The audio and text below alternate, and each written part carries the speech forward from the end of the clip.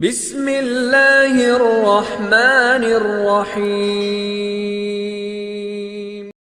آج کی ویڈیو میں آپ کو اصحاب فیل کا واقعہ سناؤں گی۔ اصحاب فیل کا واقعہ کچھ اس طرح سے ہے کہ حضور اکرم صلی اللہ علیہ وآلہ وسلم کی پیدائش سے صرف 55 دن پہلے یمن کا بادشاہ ابرہہ ہاتھیوں کی فوج لے کر کعبہ ڈھانے کے لیے مکہ پر حملہ ور ہوا تھا۔ اس کا سبب یہ تھا کہ ابرہہ نے یمن کے دارالسلطنت صنعا میں ایک بہت ہی شاندار اور عالی شان گرجا گھر بنایا اور یہ کوشش کرنے لگا کہ عرب کے لوگ بجائے خانہ کعبہ کے یمن آ کر اس گرجا گھر کا حج کیا کریں۔ جب مکہ والوں کو یہ معلوم ہوا تو قبیلہ کنعان کا ایک شخص غیظ و غضب میں جھل بھن کر یمن گیا اور وہاں کے گرجا گھر میں پاخانہ پھیر کر اس کو نجاست سے لت پت کر دیا۔ جب ابرہہ نے یہ واقعہ سنا تو طیش میں آپے سے باہر ہو گیا اور خانہ کعبہ کو ڈھانے کے لیے ہاتھیوں کی فوج لے کر مکہ پر حملہ کر دیا اور اس کی فوج کے اگلے دستے نے مکہ والوں کے تمام اونٹوں اور دوسرے مویشیوں کو چھین لیا۔ اس میں 200 یا 400 اونٹ عبدالمطلب کے بھی تھے۔ عبدالمطلب کو اس واقعے سے بڑا رنج پہنچا، چنانچہ آپ اس معاملے میں گفتگو کرنے کے لیے اس کے لشکر میں تشریف لے گئے۔ جب ابرہہ کو معلوم ہوا کہ قریش کا سردار اس سے ملاقات کرنے کے لیے آیا ہے تو اس نے آپ کو اپنے خیمے میں بلا لیا، اور جب عبدالمطلب کو دیکھا کہ ایک بلند قامت، رعب دار اور نہایت ہی حسین و جمیل آدمی ہے جن کی پیشانی پر نور نبوت کا جاہ و جلال چمک رہا ہے، تو صورت دیکھتے ہی ابرہہ مرعوب ہو گیا اور بے اختیار تخت شاہی سے اتر کر آپ کی تعظیم و تکریم کے لیے کھڑا ہو گیا۔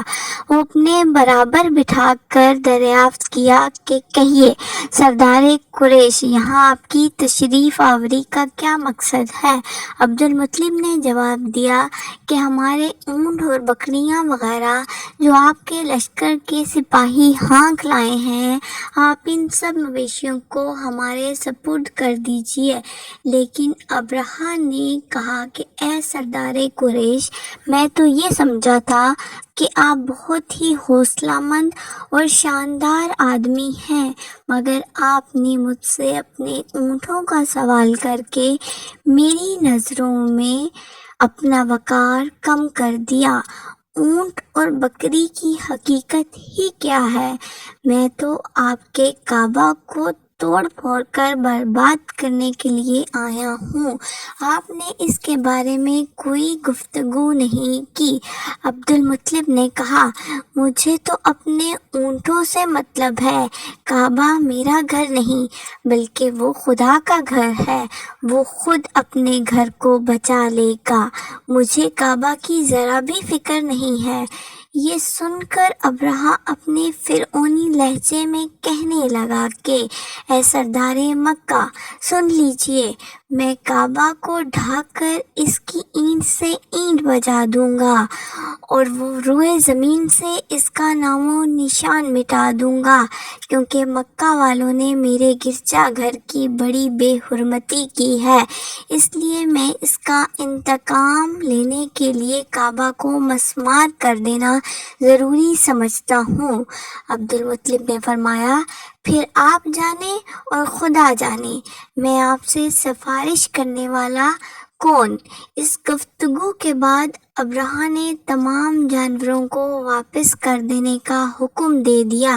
اور عبدالمطلب تمام اونٹوں اور بکریوں کو ساتھ لے کر اپنے گھر چلے آئے اور مکہ والوں سے فرمایا کہ تم لوگ اپنے اپنے مال مویشیوں کو لے کر مکہ سے باہر نکل جاؤ اور پہاڑوں کی چوٹیوں پر چڑھ کر اور دروں میں چھپ کر پناہ لو۔ مکہ والوں سے یہ کہہ کر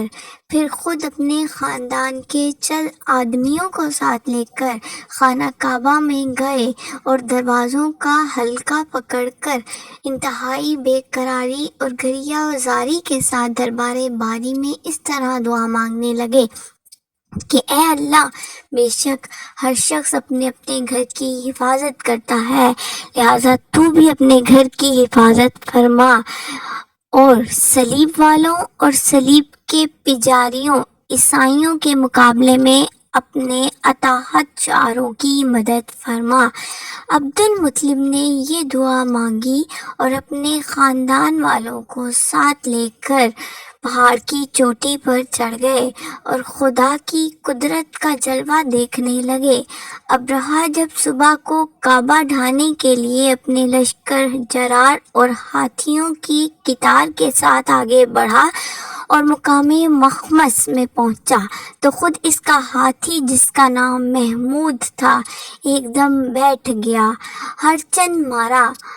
اور بار بار للکارا مگر ہاتھی نہیں اٹھا۔ اس حال میں قہر الہی ابابیلوں کی شکل میں نمودار ہوا اور ننھے ننھے پرندے جھنڈ کے جھنڈ، جن کی چونچ اور پنیوں میں تین تین کنکریاں تھیں، سمندر کی جانب سے حرم کعبہ کی طرف آنے لگے۔ ابابیلوں کے ان دل بادل لشکروں نے ابرہہ کی فوج پر اس زور و شور سے سنگِ باری شروع کر دی کہ آن کی آن میں ابرہہ کے لشکر اور اس کے ساتھیوں کے پرخچے اڑ گئے۔ ابابیلوں کی سنگِ باری خداوند قہار و جبار کے قہر و غضب کی ایسی مار تھی کہ جب کوئی کنکری کسی فیل سوار کے سر پر پڑتی تو وہ اس آدمی کے بدن کو چیرتی ہوئی ہاتھی کے بدن سے پار ہو جاتی۔ ابرہہ کی فوج کا ایک آدمی بھی زندہ نہیں بچا اور سب کے سب ابرہہ اور اس کے ہاتھیوں سمیت اس طرح ہلاک و برباد ہو گئے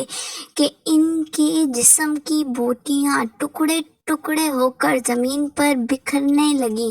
چنانچہ قرآن مجید کی سورہ فیل میں خداوند قدوس نے اس واقعے کا ذکر کرتے ہوئے ارشاد فرمایا کہ محبوب، کیا آپ نے نہ دیکھا کہ آپ کے رب نے ان ہاتھی والوں کا کیا حال کر ڈالا گیا، اگلے داؤں کو تباہی میں نہ ڈالا اور ان پر پرندوں کی ٹکڑیاں بھیجیں تاکہ انہیں کنکر کے پتھروں سے ماریں تو انہیں چبائے ہوئے بھوس جیسا بنا ڈالا۔ جب ابرہہ اور اس کے لشکروں کا یہ انجام ہوا تو عبد المطلب پہاڑ سے نیچے اترے اور خدا کا شکر ادا کیا۔ ان کی اس کرامت کا دور دور تک چرچا ہو گیا اور تمام اہل عرب ان کو ایک خدا رسید و بزرگ کی حیثیت سے قابل احترام سمجھنے لگے۔